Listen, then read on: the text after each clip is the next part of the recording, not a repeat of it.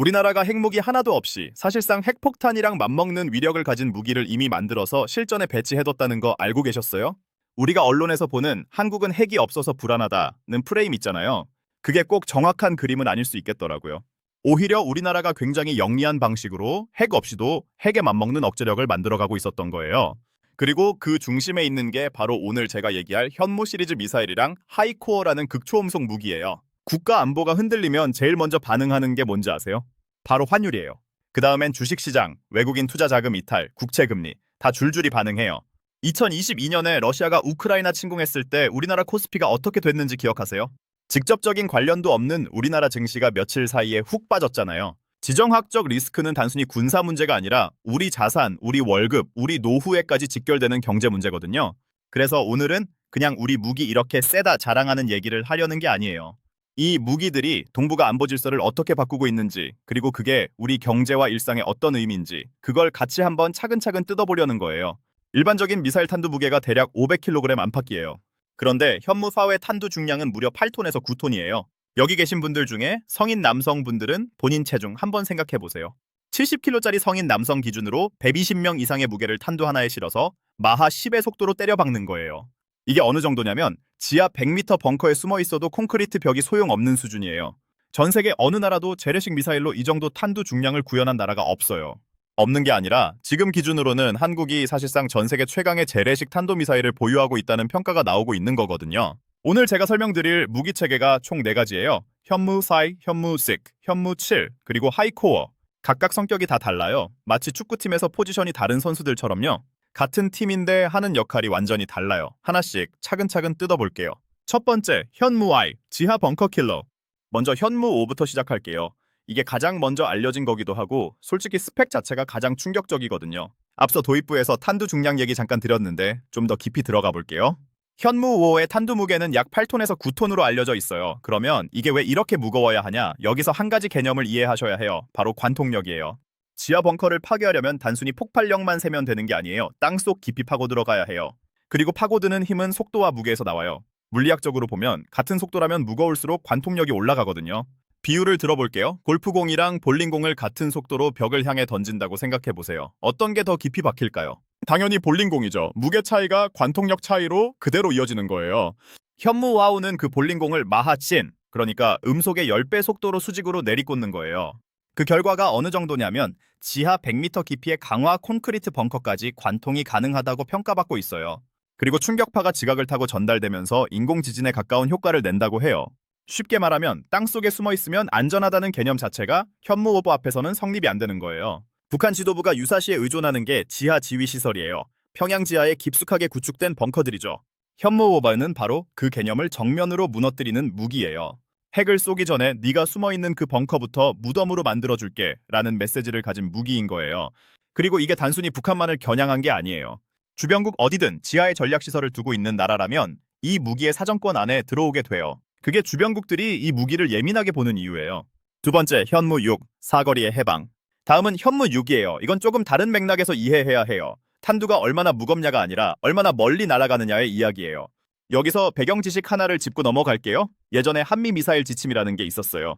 우리나라가 개발하는 미사일의 사거리와 탄두 중량에 제한을 두는 협정이었는데요. 오랫동안 사거리 800km, 탄두 중량 500kg이 상한선이었어요.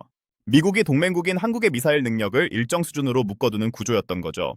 근데 2021년에 이 지침이 완전히 종료됐어요. 사실상 봉인 해제가 된 거예요. 그 봉인이 풀린 이후를 상정하고 개발되는 게 현무 6 계열이에요. 탄두 중량을 조금 줄이면 사거리가 극적으로 늘어나요. 이것도 물리학이에요. 무거운 걸 멀리 던지려면 힘이 더 많이 들잖아요. 탄두를 가볍게 하면 같은 연료로 훨씬 멀리 날아갈 수 있어요. 현무 6은 이 트레이드오프를 이용해서 사거리를 3,000km에서 최대 5,000km까지 늘리는 걸 목표로 한다고 알려져 있어요. 5,000km가 어느 정도냐면 서울에서 쏘면 중동 일부 지역까지도 닿는 거리예요. 동북아시아 범위로 좁혀보면 한반도에서 주변국 어디든 사실상 사정권 안에 들어온다는 얘기예요.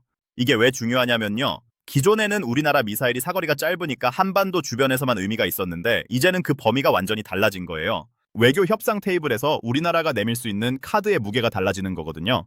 경제로 비유해보면 예전엔 동네 가게에서만 장사하던 회사가 갑자기 전국 배송 시스템을 갖춘 거랑 비슷한 변화예요. 영향력이 미치는 범위 자체가 바뀌는 거잖아요.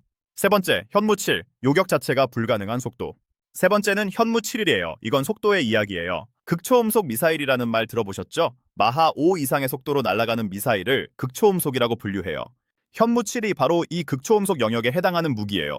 근데 그냥 빠르다는 게 왜 그렇게 중요하냐고요? 여기서 핵심 개념이 하나 나와요. 바로 미사일 방어 체계, 즉 MD 시스템이에요. 미사일을 막는 건 기본적으로 이런 원리예요. 레이더로 적 미사일을 탐지하고 비행 경로를 계산해서 요격 미사일을 쏴서 공중에서 맞춰 떨어뜨리는 거예요. 그런데 이게 되려면 시간이 있어야 해요. 탐지하고 계산하고 발사하고 추적하는 모든 과정에 시간이 필요하거든요. 근데 마하 5 이상의 속도로 날아오는 미사일은 그 시간이 너무 짧아요. 게다가 극초음속 미사일은 직선으로 날아오는 게 아니에요. 비행 중에 경로를 바꿔요. 탐지하에서 경로 계산했더니 이미 방향이 바뀌어 있는 거죠. 구분 베이징 타격설이라는 말이 있어요. 한반도에서 쏜 극초음속 미사일이 베이징에 도달하는데 약 9분밖에 안 걸린다는 거예요. 9분이요? 점심 라면 끓이는 시간이에요. 그 시간 안에 탐지하고 의사결정하고 요격 미사일 쏴서 맞추는 게 현재 기술로는 사실상 불가능에 가깝다는 거예요. 이게 왜 전략적으로 중요하냐면요. 상대방 입장에서 생각해 봐야 해요. 내가 아무리 좋은 방어 시스템을 갖춰도 막을 수 없는 무기를 상대가 갖고 있다면 그건 단순히 공격력의 문제가 아니에요. 심리적 억제력이에요. 너희가 뭘 해도 막을 수 없다는 메시지 자체가 충돌을 억제하는 효과를 내거든요. 냉전 시대에 미국이랑 소련이 서로 핵을 겨누면서도 실제로 쏘지 않았던 이유랑 같은 논리예요. 서로 박살난다는 걸 알기 때문에 쏘지 못하는 거예요. 이걸 공포의 균형이라고 하는데 현무 7이 재래식 무기로 그 균형의 한 축을 담당하는 거예요. 네 번째, 하이코어, HI코어. 대한민국이 개발 중인 차세대 게임 체인저. 마지막으로 하이코어예요. 이건 현재 국방과학연구소, 줄여서 ADD라고 하는데 거기서 개발 중인 무기예요. 아직 실전 배치된 건 아니지만 개념과 방향성만 봐도 굉장히 의미 있어서 소개해드리려고요. 하이코어의 핵심은 스크램제트 엔진이에요. 이게 뭐냐면 공기 흡입식 엔진이에요. 일반적인 미사일은 연료를 태울 때 필요한 산소를 자체적으로 가지고 날아가요. 무거운 산화제를 싣고 다니는 거죠. 근데 스크램제트는 달라요. 대기 중에 있는 산소를 빨아들여서 연료를 태워요. 달리면서 주변 공기를 흡입해서 연료로 쓰는 거예요. 비유를 들어볼게요. 일반 자동차는 연료통에 기름을 가득 채워서 출발하잖아요. 근데 스크램제트 방식은 달리는 동안 도로 옆에서 자동으로 기름이 충전되는 거예요. 연료 효율이 극적으로 좋아지는 거죠. 덜 무거우니까 더 빠르게 날 수 있고 더 멀리 갈 수 있어요. 현재 스크램제트 엔진은 마하 6 이상의 속도에서 작동해요. 현무 7보다도 빠른 거예요. 그리고 비행 경로의 유연성도 훨씬 높아요. 왜 이게 중요하냐면 현재 세계 강대국들이 이 스크램제트 기반 극초음속 무기 개발에 엄청난 돈을 쏟아붓고 있거든요. 미국도 중국도 러시아도요. 그 분야에서 우리나라가 독자적인 기술을 확보하려 한다는 게 하이코어 프로젝트의 의미예요. 방산 기술이란 게 한번 확보하면 수출도 되고 기술 협상 카드도 되고 동맹 관계에서 레버리지도 돼요. 이게 단순히 무기 하나 만드는 게 아니라 기술 주권을 확보하는 문제거든요. 그래서 이게 경제랑 무슨 상관이냐고요? 첫 번째로 방위산업 수출이에요. 우리나라 방산 수출이 최근 몇 년 사이에 폭발적으로 늘었어요. K2 전차, K9 자주포, FA50 경공격기가 폴란드, 호주, 동유럽 등지로 나가고 있잖아요. 이 흐름이 미사일 분야로도 이어질 수 있어요. 실전 배치된 무기 체계가 있고 성능이 검증되면 수출 협상력이 완전히 달라지거든요. 두 번째로 지정학적 안정이 경제 안정으로 이어진다는 거예요.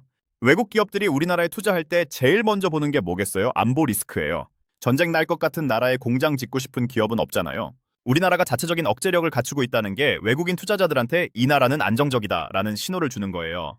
세 번째로 외교 협상력이에요. 무기가 강하면 협상 테이블에서 더 당당하게 앉을 수 있어요. 무역 분쟁이든 동맹 협상이든 상대방이 우리나라를 어떻게 대우하느냐는 우리가 어느 정도의 레버리지를 갖고 있느냐에 달려 있거든요. 이건 기업 간 협상이랑 똑같아요. 협상력 없는 쪽이 항상 불리한 조건을 받아들이게 돼 있어요. 여기까지 현무 5, 현무 6, 현무 7, 그리고 하이코어까지 쭉 훑어봤는데요. 마지막으로 제가 이걸 왜 경제에 관심 있는 평범한 사람 입장에서 얘기했는지 그 핵심을 정리해드릴게요. 우리나라 하면 어떤 산업이 떠오르세요? 삼성, 현대, SK, LG, 반도체, 자동차, 조선, 석유화학. 오랫동안 이 네 개가 우리 수출 경제를 이끌어 왔잖아요. 근데 요즘 여기에 하나가 더 추가되고 있어요. 바로 방위산업이에요. 2022년 러시아 우크라이나 전쟁 이후에 유럽 국가들이 국방비를 엄청나게 늘렸어요. 그리고 그 수요를 채울 수 있는 나라를 찾다 보니까 한국이 딱 걸린 거예요. 생산 능력 있고, 납기 맞추고, 가격 경쟁력 있고, 품질도 검증됐으니까요. 폴란드가 K2 전차랑 K9 자주포를 대규모로 계약한 게 우연이 아니에요. 루마니아, 에스토니아, 호주, 인도까지 우리 방산 제품에 눈독을 들이고 있어요. 2022년 우리나라 방산 수출이 처음으로 170억 달러를 넘어섰는데 이게 불과 몇 년 전과 비교하면 엄청난 성장이에요. 역사적으로 봐도 강한 무기를 가졌다고 해서 항상 좋은 결과를 낸 건 아니잖아요. 오히려 강한 무기를 가지고도 외교적으로 잘못 다루다가 더 큰 위기를 자초한 경우도 있어요. 무기는 쓰기 위한 게 아니라 쓰지 않아도 되는 상황을 만들기 위한 것이어야 하거든요. 억제력이라는 게 그거잖아요. 상대방이 저 나라 건드리면 우리도 손해가 너무 크다고 계산하게 만드는 것. 그 계산을 하게 만드는데 무기의 가치가 있는 거예요. 실제로 쏘는 순간은 이미 억제에 실패한 거거든요. 그래서 저는 오늘 얘기한 현무 시리즈의 진짜 가치가 파괴력 자체에 있다기보다는 그게 만들어내는 협상 테이블에서의 무게감에 있다고 생각해요. 지금 세계가 빠르게 바뀌고 있어요. 미국 중심의 단일 패권 체제가 흔들리고 중국이 부상하고 러시아는 전쟁을 일으켰고 중동은 여전히 불안하고 대만 해협은 긴장이 높아지고 있어요. 이 모든 게 우리 일상이랑 동떨어진 얘기가 아니에요. 국제 정세가 불안해지면 유가가 오르고 유가가 오르면 물가가 오르고 물가가 오르면 금리가 오르고 금리가 오르면 대출이자 부담이 커지고 주식이 흔들리고 부동산도 영향을 받아요. 이게 다 연결된 하나의 체인이에요. 그러니까 경제 공부를 한다는 게 단순히 주식 차트 보고 환율 숫자 외우는 게 아니에요. 이 세상이 어떻게 돌아가는지 큰 그림을 이해하는 거예요. 오늘 제가 미사일 얘기를 한 것도 그 큰 그림의 일부예요.